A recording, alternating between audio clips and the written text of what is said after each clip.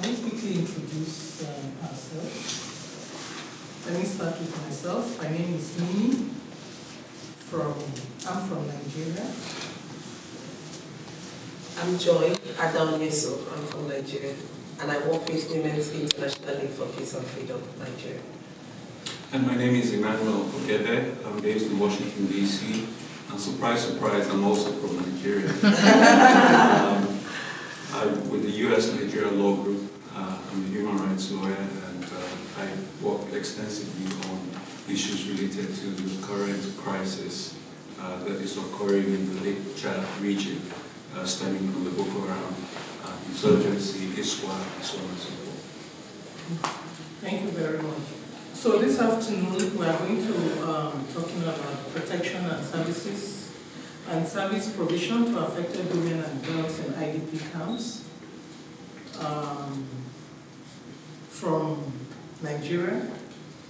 I can see someone who is from Nigeria here. She might be conversant with what has been happening back home.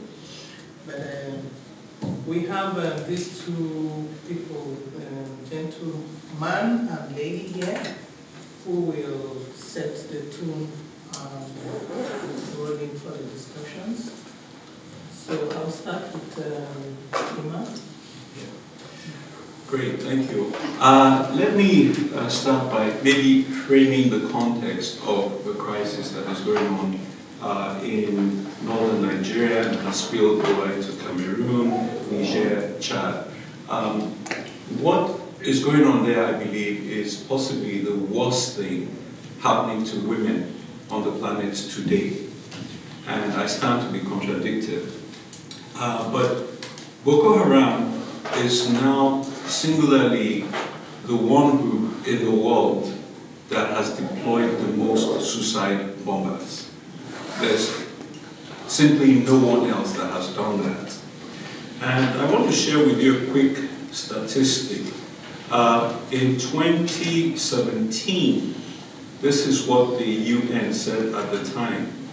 They said that out of 434 suicide bombings carried out by Boko Haram since 2011, at least 244 of the 338 attacks in which the bomber's gender could be identified were carried out by women.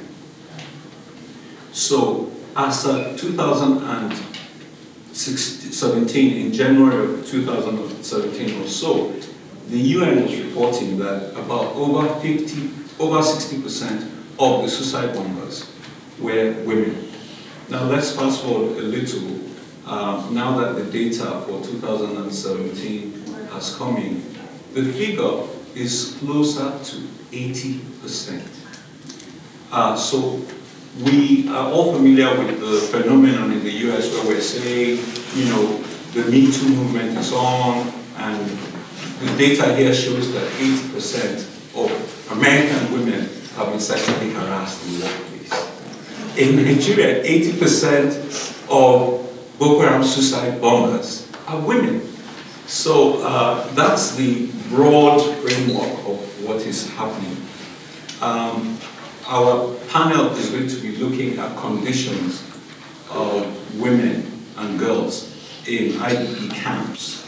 But I wanted to first start out by alerting to the world to what I think is the worst thing that is happening to women. Every time I have the opportunity, I say that because we need more women aware of this, and we need more women talking about this. I think I'll end my remarks here and let. Thank you. Mr. Ogebe has talked about the Boko Haram issue, so we will now hear from Joy. Okay, thank you. My name is Joy Adonyeso, for those of us that just came into the room, and I'm with Women's International League for Peace and Freedom, Nigeria. Thank you, Ima, for giving us that context. And I would like to build a little bit on the context he has given us. He's told us that 70 to 80% of the Boko Haram suicide bombers are women. And that raises a lot of concern. looking at women both as victims and then as perpetrators of the suicide bombers. And that brings me to the resolution, the United Nations Security Council Resolution 1325, as a broad blueprint for protecting and ensuring that services are rendered to women and girls in internally displaced camps. And within that context is where I will be situating my discussions, my recommendations, and the way forward. And I would also be looking at the Nigerian context, focusing on the Northeast, Borno in particular, because that's where I have most experience. And I would also be drawing on some of the experiences I had on the ground, working within some of the displaced camps in the Northeast. So this is within this context I would be looking at. That's not to say we don't have IDP camps across different zones in Nigeria, because Northeast is just one of the geopolitical zones in Nigeria. We have the North Central, we have different other zones, and we also have different IDP camps within those zones due to different kinds of conflict. Within the different political conflict of Nigeria, we have different conflict drivers, we have different conflicts happening there, and as a result, we also have IDP camps. So it's not just the Boko Haram. But for the purposes of this discussion, I'll be focusing on the Boko Haram, and I think it might also be going to be focusing on the Boko Haram crisis as well as any other conflicts. So when we say IDP, it's a camp where internally displaced persons within communities, within states, or sometimes across communities and across different zones, they influx, people move into other areas for safety when there are crises or conflicts. Yeah, it's just a technical term that was created to distinguish between refugees and IDPs. Basically, a refugee is someone who has fled across international borders, and an IDP is somebody who is displaced within their country.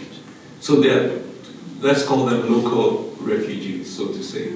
Now, I want to make a point that this is actually a distinction without a difference in the context of Nigeria, because Nigeria is such a huge country. It's the largest, black country on the planet. We're talking close to 200 million people.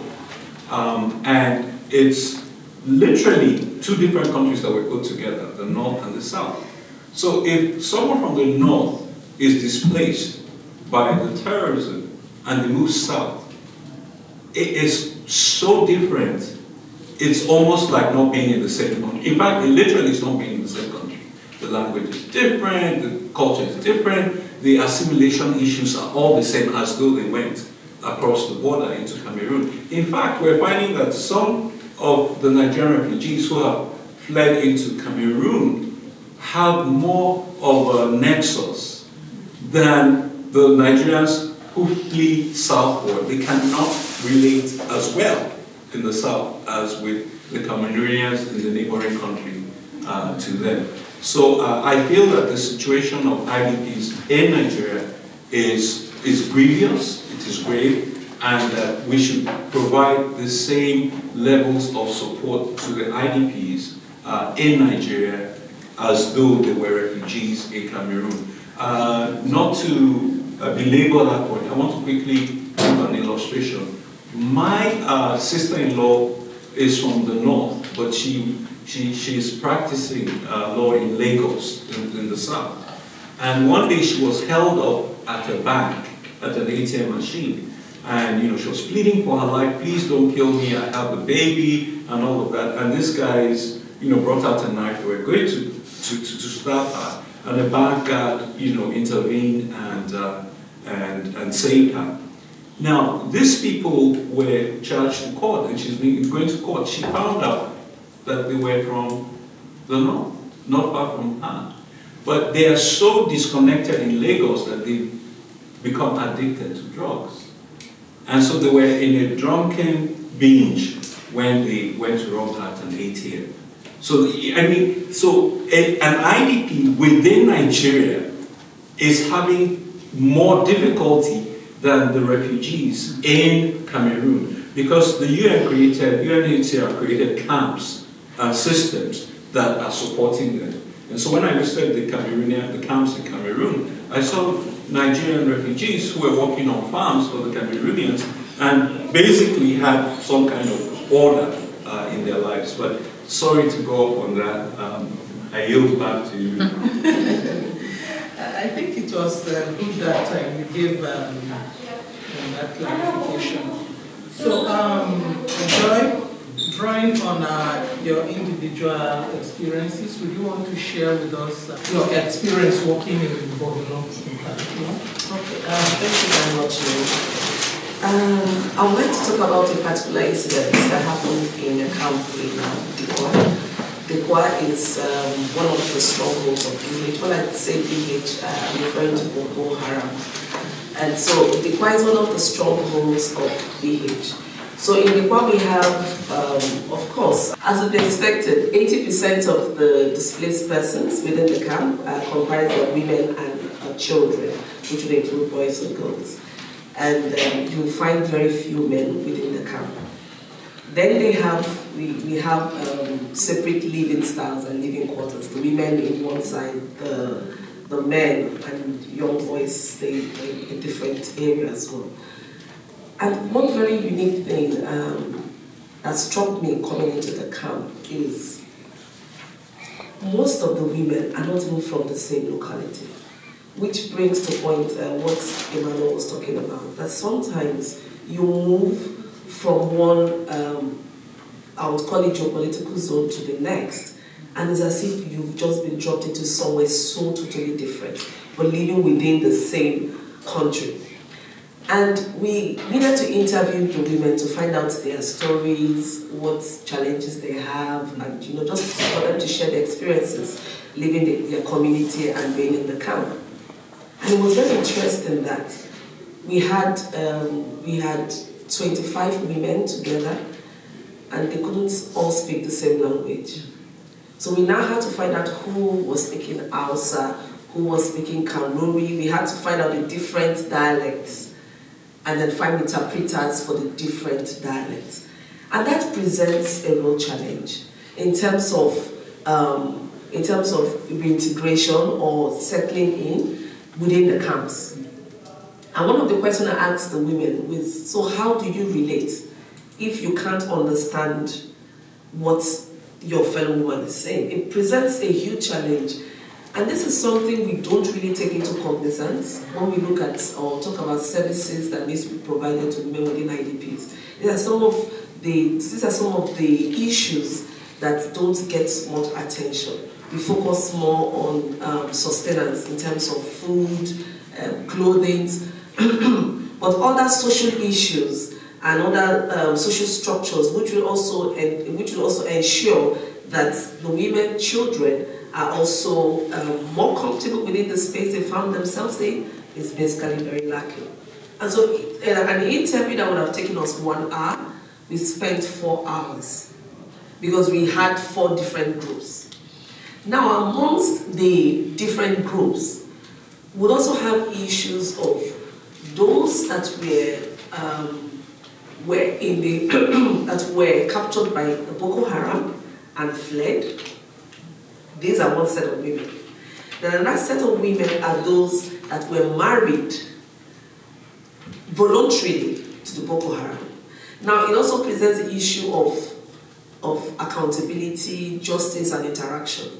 So you can't ask the same set of questions. You can't deal effectively with the women within that same space equally.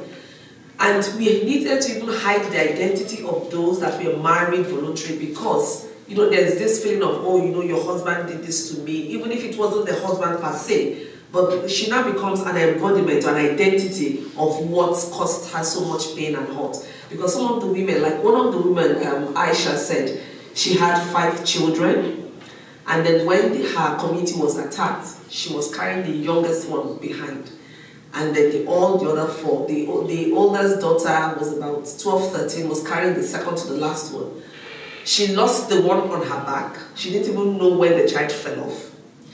The older daughter carrying the smaller one didn't know the confusion and the craziness of the whole thing. She didn't even know how that one got off.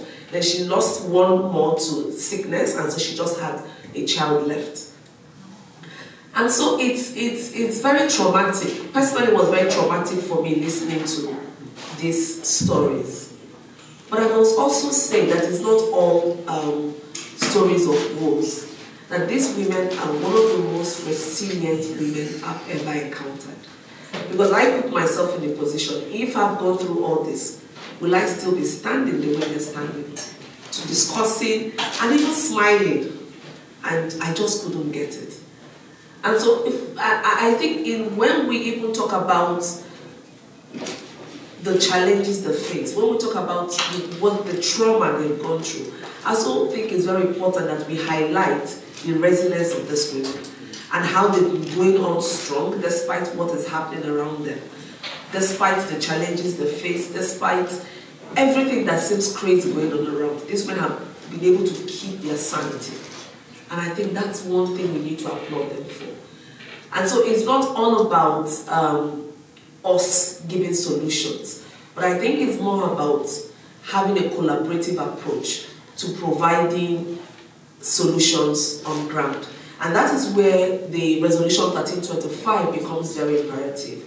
In Borno State, they've gone ahead to develop a state action plan, which is also geared towards mobilizing the women, engaging them in decision-making as to what the solutions would be for them, what their needs are.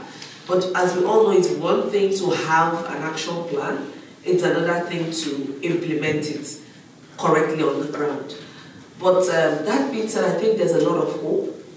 There's a lot of intervention from different agencies, but there is still a lot to be done. And for whatever we need to do in terms of providing, protecting, the women are and should be at the center of the decision making.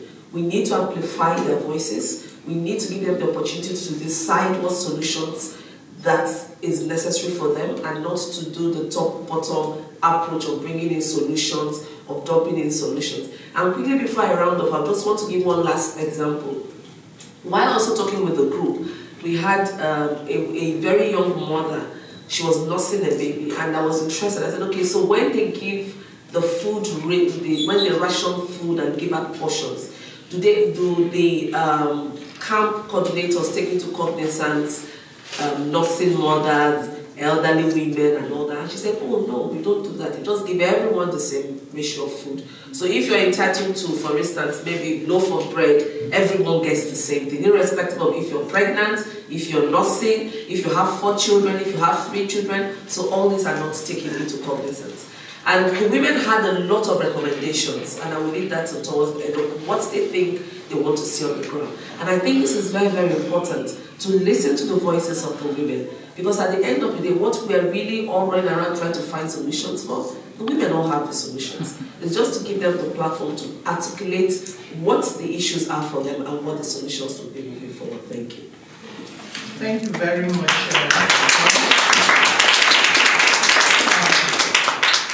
So, Emmanuel, do you want to also share some experiences with us? Yes. First of all, let me talk about the impact that Boko Haram has had on internationally protected persons. In 2011, Boko Haram blew up the United Nations building in Abuja in a suicide bombing. It was one of the worst attacks on the United Nations in contemporary war history. Over 24 people were killed. After that happened, the United Nations did not impose sanctions on Boko Haram as a terrorist organization.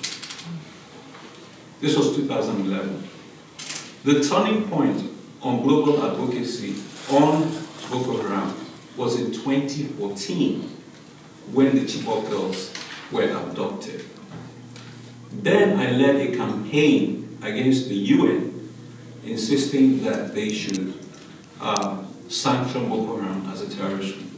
And it was in May of 2014, after the Chibok abductions, that they finally did that.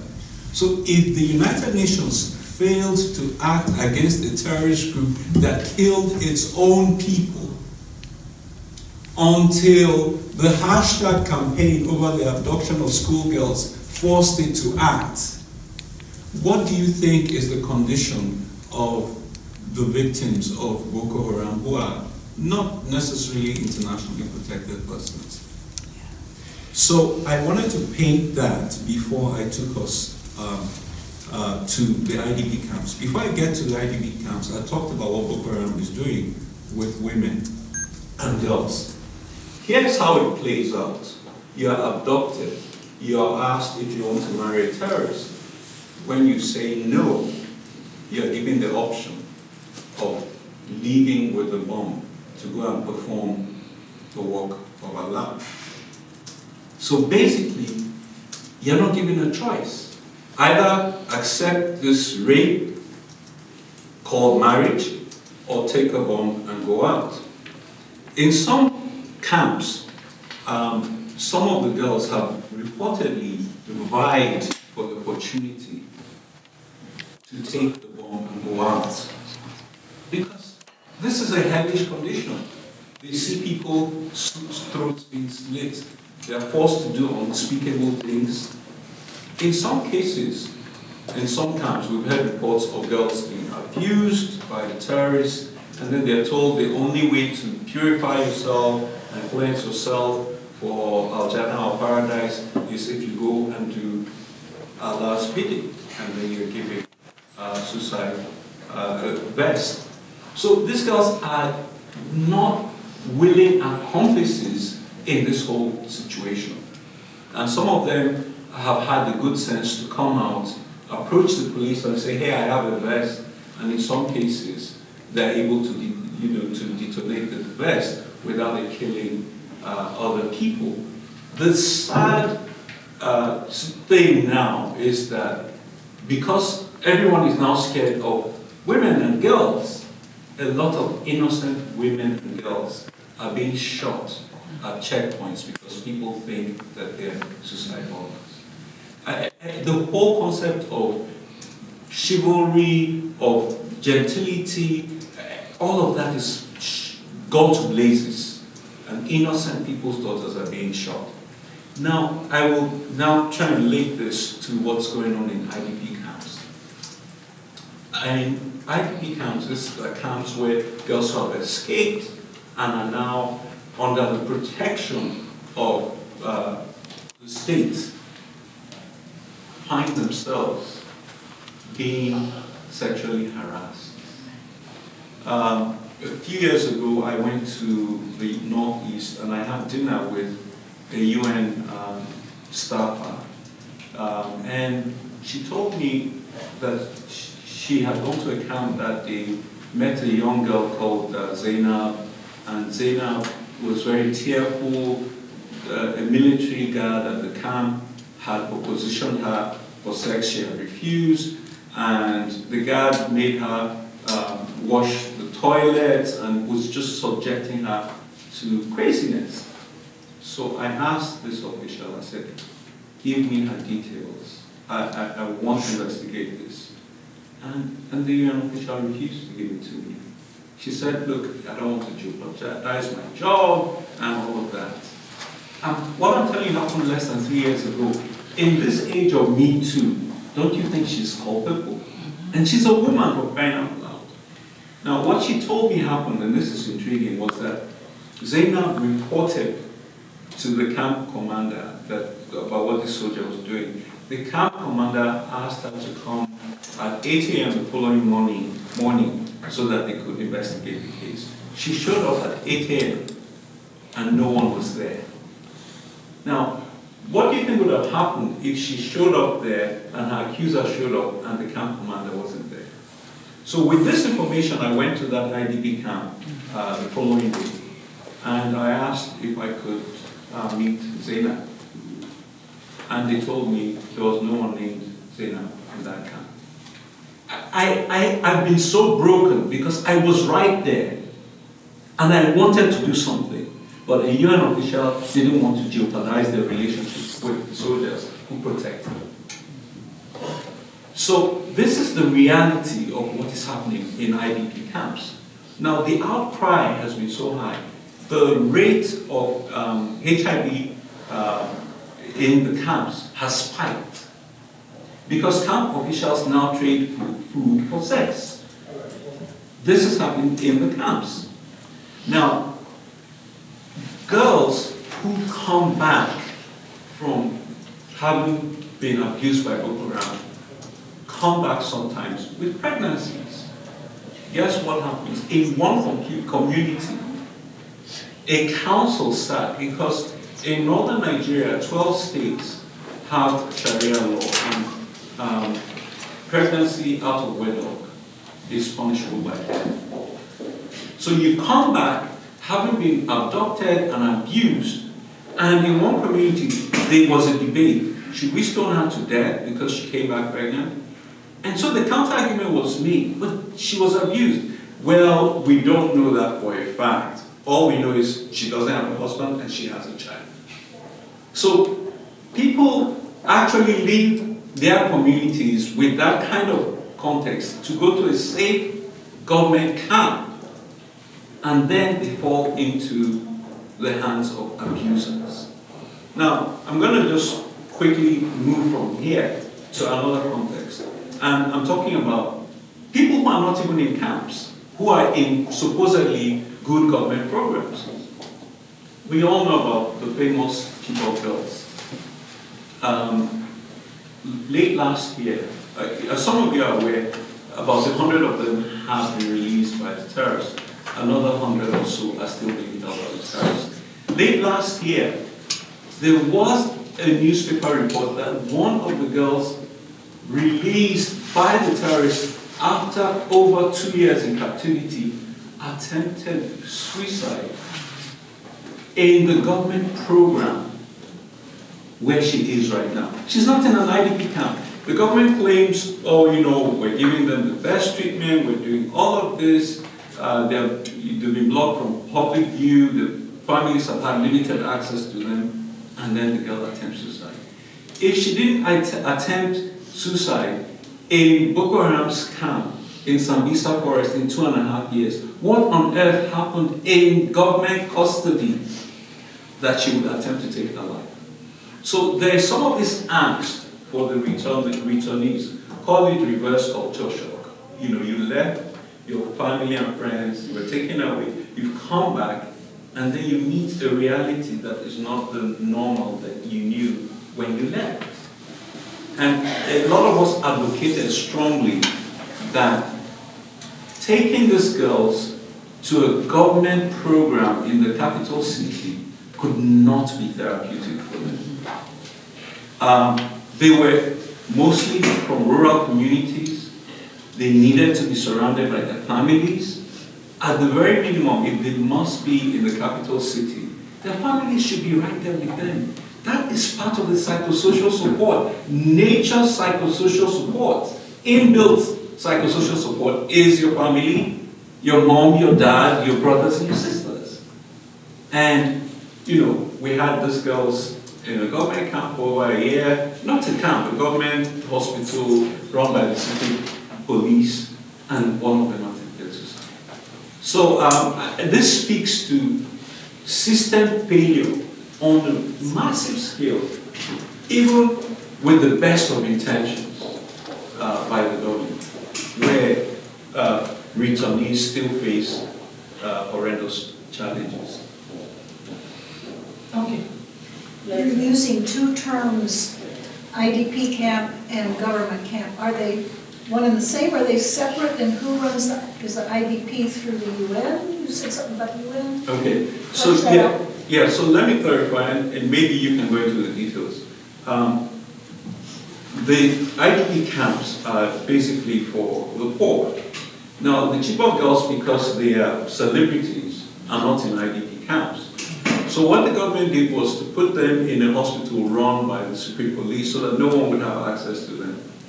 And it was supposed to be a very special program. They're being taught English, they're being given iPads. But why did the girl attempt suicide? Now, I know from interaction with some of the family members that access is restricted. So you're in the camp for, well, it's not a camp, it's a hospital. But you're there for a year and you see your parents 3 times in a year. How does that work? You know, so that's the distinction between the IDP camps. Well, the IDP camps, can you maybe speak to the structure? Who runs them? That's Okay, sorry. Let me quickly, Can I please let chip in? me quickly say something on the girls. I'm not talking about the 100 and something girls that were returned, but I'm talking about the first sets of girls, 22 girls and a child that were returned, because I personally, my organization, happened to have been involved in providing rehabilitation, psychosocial support, and the rest for the girls. These girls were not in the hospital.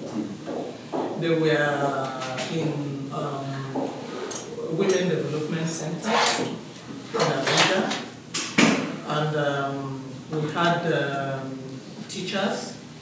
We had different kinds of activities provided for these girls.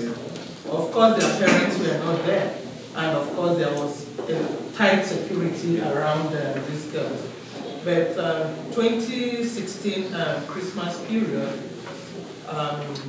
the government had to allow them go back to their places to go meet with their parents. Of course, with the support with the nurses and then the officials of the Ministry of Women Affairs went with them to Chibok, and they came back. So after, it was a 1-year rehabilitation, providing psychosocial support and the rest. After then, I don't know if they have been integrated fully into the society with their parents and the rest of it. So I just needed to chip in that. So yes. Thank you very much. My name is Zainab. Also, not your Zainab, of course. From Nigeria, and I happen to come from the Northwest, with experience also from happenings in the Northeast. I've had cause to work extensively in Yobe and some parts of Borno State. So I'm very much in the nick of activities and what is happening around IDP issues, the entire Boko Haram scenario and so on. To also quickly say that I'm also a survivor. I've actually been in a situation where my driver was killed, and by the grace of God, I happened to escape the attack by the insurgents. Having said that, I want to also quickly correct a misconception. They are not Muslims. Please let's understand that. It's just much like what you have, the Lord's Resistance Army in Uganda that claim to be Christians, and they are not. So please let's have that. It's a concept, a context that I need to also set in the presentation that you're making.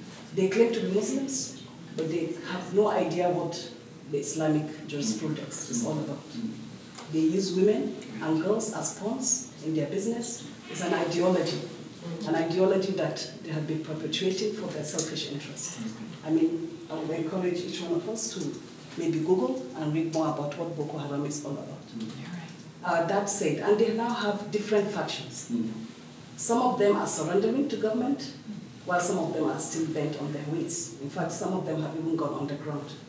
I had colleagues, very close colleagues, that were attacked in the recent UN incident. They've been attacking every group. They don't care who you are, they don't care what you're coming, what programs you're bringing, and so on. Then coming to the IDPs, yes, you are right. A lot of our government officials are culpable. They deny them certain needs. In fact, we had an experience with one of the IDP camps in Yola, where we took some items for distribution, but we had to take back those items because we didn't have an official that we could trust enough to distribute those items. And they were actually things that, especially the women and the girls, really need. So it's important for us to understand that. And for me, the question I have, and the reason why I'm attending this session, is to say, what are we doing? What is the international community doing? Are they really doing enough? Very recently, we had another incident, the Dutch girls. They've been abducted because they see them as a bargaining chip, and they continue to perpetuate the atrocities under the Boko Haram banner. And it's now across international borders. Chad is involved, Niger is involved, Cameroon, and what have you. And then we have this problem of rehabilitation, reintegration. So for me, I'm very passionate about that. And one of the reasons why I came is to find out what the UN is doing to ensure that it stands by our girls and by our women. And enough is enough. Thank you. Yeah, it was like a really brief commentary. I am very, very touched about this conversation because I'm from Spain. We are from Spain, and we don't have a clue about what is happening in Nigeria with Boko Haram. Well, we know about the media, but we know about the media. So. I think that it's important to have this kind of conversation, and it was very, very good for you to talk loudly, and especially you, Madam, and you, sir. Sadly, I didn't hear the rest of the conversation, but thank you very much for saying that. And I would like to know if these girls that you talk about that are going, like escaping more or less from Boko Haram, they don't have a clear exit or a solution. Are there anything that the community or the international community can do to solve their lives and to try to escape, make them escape from that life that they shouldn't live? Okay. I will address some of the questions. Some of you have said it, and then some of yours. In terms of what the international community is doing, I've also had the opportunity of working with some of the UN agencies within the camps, and so I could say what exactly is happening on the ground, especially in reference to Borno State, like I would say. If the camps are actually government camps, all the internally displaced camps within the Borno, majority, 95% of them are government camps. But then we have a lot of support from international community. So you would find Red Cross, UN agencies like UNICEF, UN Women, UNFPA, all taking different aspects of the support within the camps. Now we also have, for UNICEF, they will provide like schooling facilities within the school for the children and for some of the girls. Would have UNFPA providing livelihood support and training, skill acquisition training. We also have a combination of the UN agencies providing psychosocial support. Now that being said, they are really very stretched. The number of people in the camp is overwhelming. The needs of the women are not being met at all. Because just imagine being uprooted. It's like these women are really uprooted from their roots. And so they come into the camp with practically nothing. They've lost everything. Like when I asked one of the women, I said, what would you really want to have? She said if she could get her pots and her plates back. Something that simple, but she can't get it back. So it shows how it's a lot. These women have lost a lot of their identity. So for them, it's not just about the physical support that is being given. The physical support is important, but they also need a lot of that psychosocial support and a lot of therapy because they are so traumatized. Then in terms of livelihood, I guess probably it's the fund, but a lot and that is where the UN agencies need to do a lot of mobilizing because the government alone cannot handle it. Because there's still a lot in terms of livelihood support. Some of the women have nothing doing. So imagine waking up every day doing nothing. You can't go out of the camp. You can't do nothing. So that itself is depressing. So you just wake up every day, and day, and it's the same thing. And now the only source of business some of them do have is collecting firewood. And for them to collect firewood, they need to go some distance. For some of the women, they said it's like 3-4 hours walk, and then they need to do another 3-4 hours back. And then it also has its risk because of the Boko Haram. So they need to go with military personnel there. And that brings up a whole lot of issues on gender-based violence. You have sexual assault and a lot of other issues. But the women will tell that it's better for them to go. I will say why. And they'll say if the men go, they can get killed by Boko Haram. But if they go, they will capture them. And so they would prefer to be captured and let their men or their sons leave. So you see the choices they have to make every day. And so sometimes I feel the feelings and the situation is just beyond words. We can't aptly describe what the women are going through. But that being said, what I think we still need to do is what we are doing right now. Having these discussions, raising more awareness, holding the UN accountable, holding our government accountable, because we can't excuse our government. The primary responsibility of every state government is to protect the lives of the citizens. So I think Nigeria government still needs to do more. Yes, we have a national action plan. Yes, there's a state action plan in some of the states, but that is not enough. We need to have earmarked budgets for some of these state action plans, which sadly is not there. Because we have a fine document, but the implementation is where the issues are. Because if you look at the state action plan, it captures all the areas, the reintegration issue that we talk about, the provision of livelihood support, the inclusion of women in decision-making processes. So that's fine. But funding the process is where we have a huge gap. And then also the integrity, the sincerity, the political will to make this happen is largely missing. So we need that political will, because if the political will is there, there's several things that could be changed. For instance, the issue of women. There was this particular camp we went to, and in the whole of the camp there was no soap, detergent, soap, washing soap, things we take as given, as granted. We just take them as something you turn around, you go to the restroom, you have washing hand liquid, but there was none. And then you now start imagine, what about the amenities women need? You know, for the provision of services, it doesn't readily come to mind, because decision makers, people that determine what happens in the camp, what kind of services are provided in the camp, are largely male. So no one remembers that women have menstrual flows, they need to get sanitary towels, that women need to be provided with brassiers and panties. So some of these issues that a woman would automatically think of, we don't think about them. I remember in one particular camp, I saw a woman sitting, we had this discussion outside, and she left the mat, and she was seated on the bare ground, you know, with sand. And she stayed there all through. So I was wondering, and I didn't want to ask her, so I now called her colleague. I was like, I've offered her to sit on the mat, and she said no. And the lady smiled and whispered to me that she's having a menstrual flow, and so she needs the sand because she doesn't have the sanitary towel. So something as simple as that.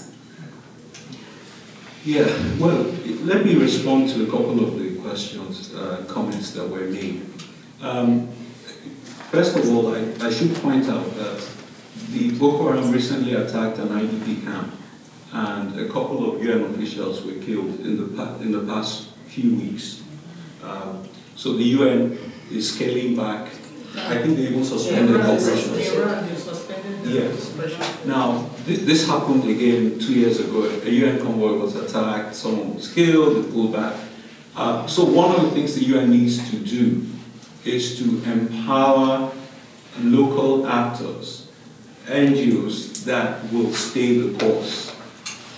So it's very important, because there's still needs on the ground. There's still people who are willing to put their lives on the line to be out there in the thick, standing with these people. So that's one of the things that needs to happen. But you mentioned Dapchi. Some of you might be aware that last month, terrorists went back to a girls' high school and abducted 110 girls again. I mean, again, 4 years after Chibok. Now, there are a couple of major missteps that occurred. After Chibok, the international community contributed, and Nigeria contributed over $22 million to create safe schools in northern Nigeria. Yeah. This initiative started under the previous administration. It was headed by Ngozi Okonjo-Iweala, who was a former World Bank vice president, a very well-respected personality. Gordon Brown, the former PM of the UK, was involved. This administration took over, and they basically played around with it, and it became a kind of slush fund that governors were using to renovate schools instead of protect schools. And this led up to what happened in Dapchi. Now, I've been investigating that, and one of the saddest things that we just found out this week, because I was asking, what sane parent would send their child to a government school in such a vulnerable area? I found out that it was poor families that sent their kids there. They couldn't afford to send their kids anywhere. I found out that some of the escape girls I interviewed have lost their parents. Their dads were killed by Boko Haram. So they're being re-victimized. One of the mothers sells peanuts to live, so she couldn't afford any other school. But here's the kicker, and this is what really gets me. The school was a mandatory boarding school. The attackers came at 6:30 p.m. If it was a day school, they would have been done from classes at 3 p.m. She would have been at home. But the government doesn't give them that option. It is mandatory for all the kids to live on the campus. And that's why they were able to come there and load up 110 girls in trucks and disappear with them. So, when the mistakes of Chibok are being repeated, even after we have the precedent that we could have learned from. And that is why I say that this current atrocity is worse than Chibok. Before Chibok, we didn't have a world where girls were being abducted en masse from school. After Chibok, this administration, which should have helped heal that trauma, has allowed an even worse incident to happen, where they have a $22 million war chest. That doesn't make any sense to me, and I'm incensed about that situation. So I want to share this with us because I think that the world has pretty much gone to sleep on the abduction of schoolgirls, because I haven't seen the kind of uproar this time around as happened the last time. But one last personal illustration I wanted to share.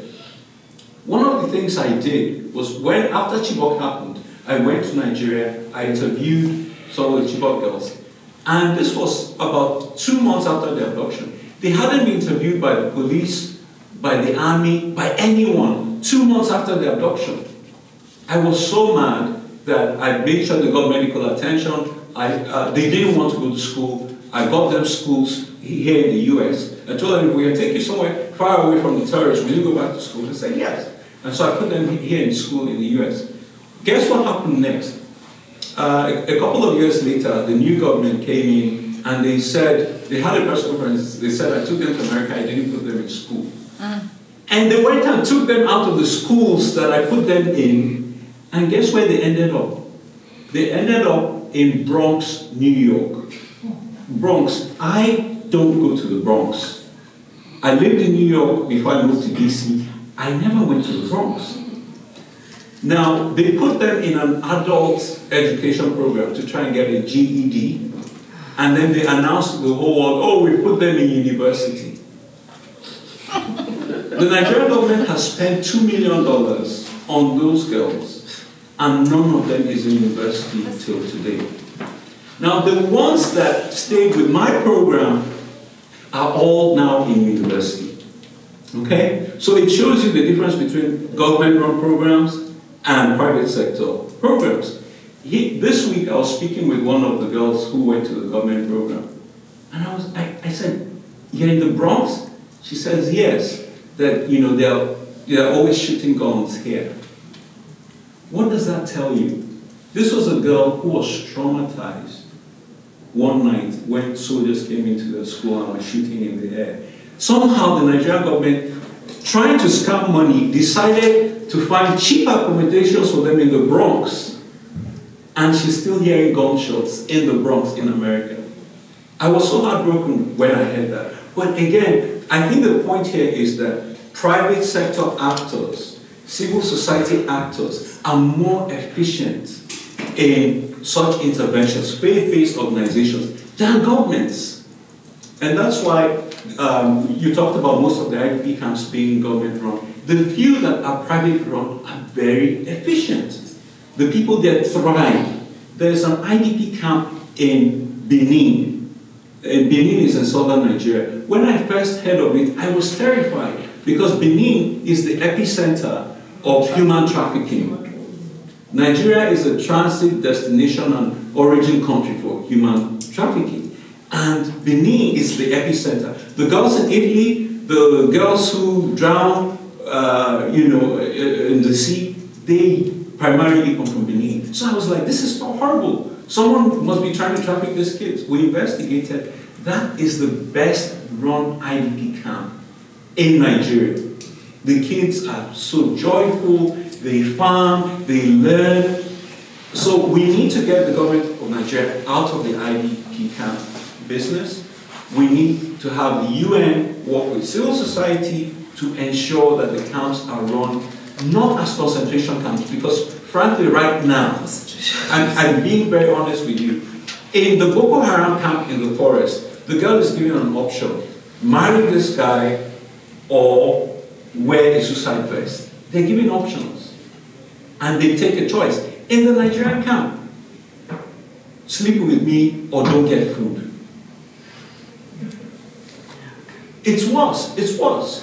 And that debate is on in Nigeria now. People are saying, some of the Chibok girls came back looking fresher than some of the people in the IDP camps in Nigeria. So there's a joke that maybe we should get Boko Haram to run the IDP camps. But just that illustrates the point. And so I'm saying tonight we need to review the engagement process with IDP camps in Nigeria. Right now, it's not working. The UN is not as effective as it should be. The Nigerian government is not effective as it should be. And civil society could be the answer to that situation. Thank you very much, Ima. I would just want to digress a little bit from the Boko Haram issue, on the issue of IDP camps. You come from a state that is largely, that has, as I speak now, has the highest number of IDP camps in the state. But that is not because of Boko Haram. It is because of the farmer-header clashes in the states. Okay, let me speak to that. She's right. I come from north central Nigeria, and I have dedicated much of the last decade working on northeast Nigeria. Can you imagine my shock when I went to my home state in January, and there are 170,000 IDPs in my home state. Now, what was the result? What was the cause? It was the result of attacks by headsmen, cattle headsmen. Now, the cattle headsmen on New Year's Day carried out a massacre in which they killed 73 people in one day, and including women and children. And looking at the statistics from January to last week, and I have this all documented, I have reports that we'll share with you. They have killed an average of 2 people a day in Benue this year alone. An average of 2 people a day. The figure is now almost 200 people killed. And the figures for January indicated that the headsmen had killed more people than Boko Haram at that point. So we have a sleeper crisis going on. Now, some of the statistics we found is the headsmen have attacked in over a dozen states. Boko Haram has attacked in 2 states this year. Now, here's why this is potentially the largest next security threat. The headsmen, because they move with their cattle, through forests and everything, have free reign over the country. Yesterday, 3 states were attacked and people killed in 3 states. Last week, the same thing happened. But here's an important distinction I want to make. It has been characterized as farmer-header clashes. It's not a clash if you come into my village at night, you slash my kids, you burn my homes. That sounds to me like a massacre. It was not a clash. Now, last weekend, this is very interesting. The herdsmen attacked an American mission in Jos. It was a school. So you can't make the argument that their cows ran on a farm and there was an altercation education. It was an American school. And fortunately, my friends who run that school were evacuated by the military. But down the road from that American camp is an IDP camp that we run for child survivors of attacks by headsmen and Boko Haram. Can you imagine that these kids fled hundreds of miles, they're here in an IDP camp, and they're under attack again. Now, in that camp, and I'll wrap up my thoughts here, but the fact that they attacked a school run by Americans last week tells me that this is not simply about farmers and herders. This is way deeper than that. But I want to end this particular narrative with the story of the children in the IDP camp who survived the headsman attack. This headsman came into their village, killed their father, and the 3 children, siblings, one was slashed on the face, he has with a machete, he has a long scar here. One girl lost an eye in the attack, and her baby brother was shot. Who goes around and shoots kids? You know, that's what I don't get. But here's how she stole my heart and she broke my heart at the same time. I saw her for the first time, and I took a photograph of her on my phone. And I showed it to her. I said, hey, see the picture I just took? And this poor kid put her hand over the bad eye to look at it. It was all I could do to stop from breaking down and crying. And her eye was running constantly, all the day. Can you imagine the loss? She's being dehydrated because of a running eye. I came back to the States. I said, if it's the last thing I do, I've got to get that girl's eyes fixed. Her eyes were fixed. She is in that camp that was attacked. She's in that community that was attacked last week. I haven't heard from them for about 96 hours now. And I am praying they don't get to that camp, because there's 200 kids there and it will be a slaughter. But this is a new crisis that is happening in Nigeria right now. And I think that the international community needs to get real with this. And why do I say that? The American Green Berets who were killed in Niger last year were killed by a terrorist headsman. People haven't made the connection, but it is real. They actually used cows in their ambush. So the cows were crossing, the convoy stopped, there was a lot of dust, and then they attacked the troops. So I don't know why we're not connecting the dots to say there's a major crisis going on here, we need to handle it. You think you're scared, Trump is scared of immigrants and the refugees and all of that. If Nigeria implodes, oh good Lord help us. The African continent will be overrun, and all of us here with our relatives will overrun America. So let's get self-interested and do something about it. Thank you very much. Shortly before Emmanuel finished his discussion, we had someone come in. Would you quickly introduce yourself and tell us a little bit about the discussion, please? First of all, I am very sorry for coming late. It's a circumstance that is far beyond my control. Sorry. I'm sorry to have come late. It was an urgent thing that came up last minute. My name is Bridget Osakwe.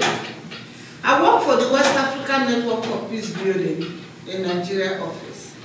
And this afternoon, I'm talking with you guys about the issues of protection services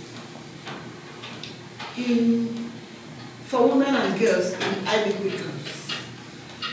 I'm happy. I got a little of Emmanuel's presentation, and I want to be looking at it on a very broader perspective, then zero into the latest visit that I had to Benue State. In Benue State, currently we have 7 camps, and we visited the 7 camps. find in those camps are horrible experiences of what Emmanuel was talking about. The healthcare services, non-existent. Security challenges, generally, is at low end. And for women and girls, it's double. Because they are now at risk of being raped by other IDP people and the security agents. And so you have this general fear around the camp, fear of no food, fear of rape, fear of generally insecurity. There's this issue of lack of food. Some people prefer to put it inadequate, but it is lack. While we were there, government agencies came with eggs. Yes, it is good, mostly for the children to have egg, nutritional value a day. But it was not even enough for the children, talk less of adults. They didn't have, even the food that were donated, there were no cooking utensils. So here we have bags of rice, no pots to cook them. They didn't have energy to cook them, no firewood. And the girls were so afraid to go into the bush to look for firewood. They didn't have clothing. When we say they didn't have clothing, you can imagine no clothing. People who ran away from their homes with only one clothes, and that cloth is getting torn. And the death rate in those camps for several reasons are very high. Malnutrition, or fear, whatever. As at the time we were living, 10 people had died from within 2 months in Goma and Logos camp. Just 2 camps, we recorded 10 deaths. Not death from the conflict, but death from within the camp, the condition. And again, we're looking at a situation whereby those issues, the government has rights, responsibility to protect rights. I know you would have talked about that. All that were absent. No, we cannot be talking about all those now, but I just saw in my visit a very poor situation of coordination, because family life was out. Family life in the sense, nobody was talking about missing children. Nobody is stressing. Nobody is talking about reconciliation. We met one family that were crying that their father went to check their house and he got killed. So that one is not even a problem. So the standard of the humanitarian organization within those camps are very poor. Now, we know all the rights that we have, even within the camp. The guiding principle states very clearly what should be provided. Education is even out of it, because one of the camps is inside the school. So now we're not talking about education for the IDP camps, but even the children that are displaced from the school are denied education. And so now we're looking at how the rights of those people will be protected. Amongst all the rights that have been abused, we're not even thinking of integrity now. We're not talking of bodily integrity, but some basic as food, health, even within the camps, shelter within the camp is an issue of concern.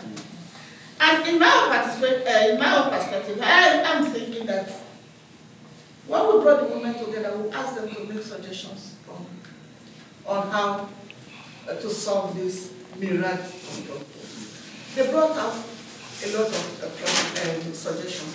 One of the most important ones for them, and that's my conclusion, is sanitary wares and sanitation within the IDP camp. Thank you very much. Again, I apologize. Exactly how long have this been set up, these IDP camps? What is the history of 10 years? 6 months? 3 years? Well, for the one, for the camps, the last speaker just mentioned, this is between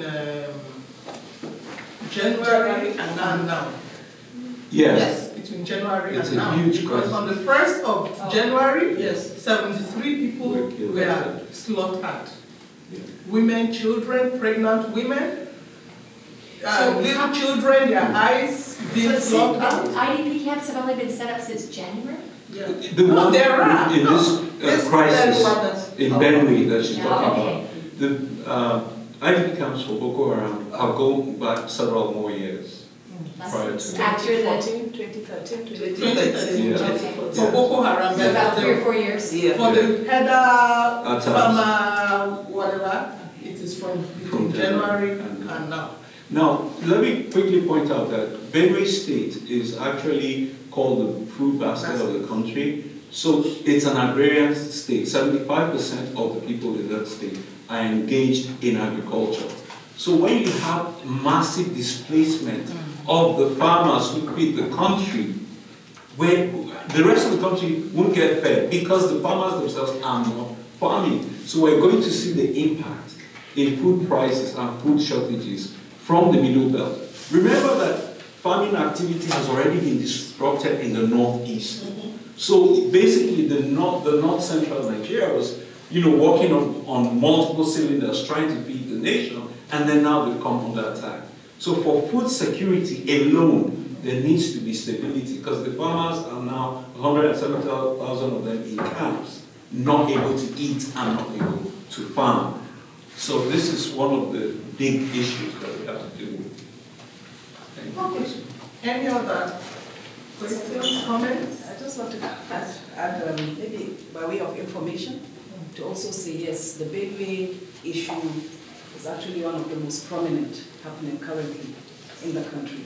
But let's not forget that the entire north central zone is affected. You have Taraba, Yeah. you have Adamawa, and they have their own fair share of Plant. You have Plateau, you have Nasarawa, you have Napo. Yeah, the entire north central Yes, zone. yes. It's just that Benue is at the center of attention because of the law that is enacted. Remember the anti-ranching or is it anti-grazing law? And that also has escalated a lot of the problems that we're seeing. That is government's issue. That's the reality. We need to bring out all the issues to the table. And then to also recognize that, you see, there's a tendency to also stereotype. We say headsmen. Again, a lot of the identity, question mark. Some of them are not even from the country. Yeah, You know, that's they are right. migrants. Yeah. They move from one location to the other. Some of them settle within the country, while some continue to migrate, even down to the south. We've had cases in Enugu, in Delta, in some other southern states, but of course on a smaller magnitude. So the issue of Benue is in the forefront because of several factors that we're talking about, and because of the massacre that recently took place. And the same thing happened in Mambila. Mambila is also a very strategic area where we have a lot of mineral resources in abundance. And of course, one question that people continue to ask is, who provides them the weapons? So again, the international community will do so much to identify the root cause of the problem. What we're seeing are the symptoms. Yeah. And what we're trying to deal with at this recent time are the symptoms. I can For as long respond as we quickly do not to address that. the root cause, Yeah. this issue will continue to... I can respond quickly to that. And the source of the arms and all that. Do you know that the NATO action supported by the US that deposed Gaddafi in Libya led to Gaddafi's stash of weapons, led to arms proliferation that just flooded. And that's why the headsmen and Boko Haram have access to all these weapons. Now, Ambassador Stevens, who was killed in Libya, the US ambassador, was actually working to try and stop the flow of weapons when he was killed. So we're seeing a ripple effect of that singular action all the way into Nigeria. But I want to finish with this last point. We have a situation right now where Nigerians are fleeing into Cameroon as refugees, and where Cameroonians are fleeing into Nigeria as refugees. So both countries, instead of exchanging trade in agriculture are basically exchanging trade in refugees. So in Benue State right now, where we have 170,000 IDPs from within the state, there are over 10,000 Cameroonian refugees who fled their country into Nigeria for safety. And this is one of the things that the UN rapporteur has said with regard to refugees, that refugees are leaving places of conflict to places of conflict. And we need to urgently address this before the Cameroonians who are fleeing to Benue for safety are now victims of the attacks of the herdsmen as well. So it's a huge situation that we need to address. I just want to thank you for giving us a lot of insight into this issue. My friend and I were here representing a high school organization called Unapologetically Female. So I just want to ask how we can do our how we can do our part to help in this issue. What can we do on the local level to help these problems? Yeah. Well, I mean, quickly, I will say I've done advocacy on Nigeria for years. I've spoken in Congress, Parliament, everywhere. Nothing has been as effective as the Bring Back Our Girls hashtag that made that issue go viral. And I think that you guys know the Snapchat and all of that. The most I know is Facebook, and that's it. So if you guys can get a campaign going on the Dachi girls, 110 schoolgirls who were taken last month from school, if you can begin to, advocate on this, spread the word, we can get action done. Like I said, the UN was bombed by Boko Haram. They lost 25 people. They didn't take action against Boko Haram for 3 years until those girls were abducted and the hashtags began. So your hashtags is apparently more powerful than my law degree. So spreading awareness. How do you spell that? Yeah. Well, How do you spell that? Dachi. D-A-E-C-H-I. D-A-P-C-H-I? Yes. Yes. So you can Google it. There's a good article in the Wall Street Journal yesterday that talks about the Dachi girls being stolen. And the reason they were stolen is because the Nigerian government paid for the Chibok girls. So the girls have not been commodified. Yeah, I agree with you because I'm also aware that the Nigerian government is, as we speak, is negotiating with them and is proposing some huge sums of money in dollars, not even in the Nigerian currency. In euros. Yeah, that's a joy you want to say. Yes, one final note for me is, I would just want to build on what you said, Zainab, on the importance of tracking the arms and ammunition. And as an organization, we're so very much interested in the issues of arms proliferation. And until we begin to discuss as women organizations, we begin to discuss as a society, the issues of arms proliferation wouldn't really go much further than where we are now. Because conflicts are fueled by the availability of arms and ammunition. And so we need to start holding, producing and selling countries accountable for the crisis and the conflicts happening within countries. Because as it stands now, there is a geopolitical agenda on arms and ammunition. So we need to hold them accountable. So if, for instance, we find out we could track the arms and ammunition with the markers on them. So we need to know who are selling these things to these countries. We hold them accountable. Because we already have the ATT that has very clear specifications on gender-based violence, where any country found to be in violation of gender-based violence, such countries shouldn't be sold arms and ammunition. So whether it's by black market or the usual market, the production country and the country that is selling should be held accountable. And that is where you could also help us. Let's start holding our government accountable for the arms and ammunition they supply to countries that are in conflict. Until we start doing this collectively, we wouldn't see a change in the conflict situations around the world. Thank you. If you websites to them so that follow. I would say quickly, you can go to my Facebook page. Like I said, that's all I have. US Nigeria Law Group on Facebook. US Nigeria Law Group. You'll see a lot of reports on what's happening in Nigeria, including maybe that was. Did you say that again? US Nigeria Law Group. Yeah, on Facebook. Did you have a site that you want to share? We have the contacts of everyone Okay. here. We would reach out to each and everyone who was present. On the issue of arms, just to round up, on the issue of arms proliferation, it takes a country, the political will for any country to be able to deal on issues of arms. Because I have worked on small arms and light weapons and on the Arms Trade Treaty for a very long time. As we speak now, there is a PrepCom meeting going on inside the UN for the review conference, which comes up in June. And some of these issues discussions are ongoing. But particularly for my country, I know the kind of efforts some of us from the civil society have put in terms of coming from the ECOWAS Small Arms Convention, where starting from when it was a moratorium before it became a convention, and Nigeria signed on to it in 2006, where all the other ECOWAS member states have or are implementing what is contained in the Small Arms Convention, where Nigeria, who is seen to be the big brother of the region, has failed to implement what is contained in the convention by way of establishing let me start by saying, by way of establishing a national commission on small arms.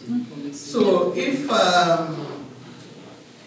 we can collectively join hands to see how we can impress on the Nigerian government to do something. When it comes to attending international meetings and conferences, or signing on to treaties or conventions, Nigeria, my government is the first to do that. But when it comes to domestication, it is always a problem. Well, my last word is that we can campaign around issues of responsibility to protect. yes. It is the government's responsibility to protect citizens, because most times they know about these attacks and they do not do anything to protect our citizens. Yes, because they get security information. And so I think that we can also campaign around issues of responsibility to protect us. Thank you, everybody. Thank you very much.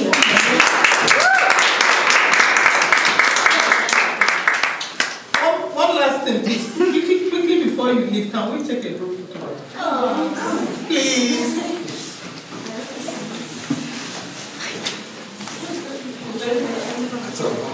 You have to go back to school.